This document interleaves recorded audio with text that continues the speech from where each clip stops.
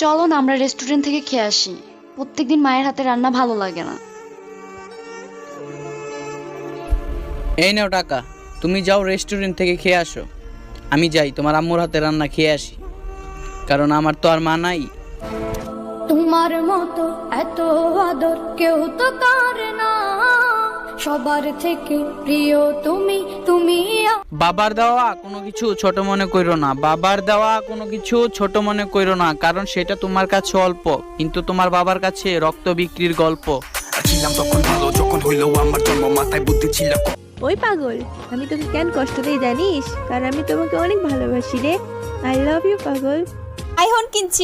কই দেখি। মেন্টাল, এটা তো পাঠান ফোন। আইফোন কিনছি। আলা নোয়া কাইলা।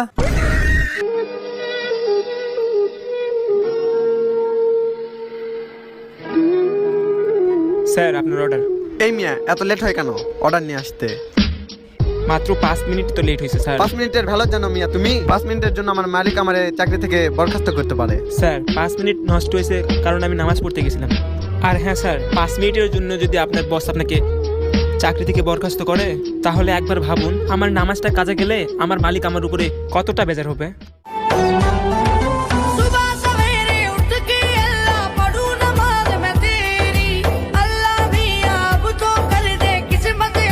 আমরা ছেলেরা আসলেই অবহেলিত, কারণ রাগ করে বাপের বাড়ি যেতে পারি না।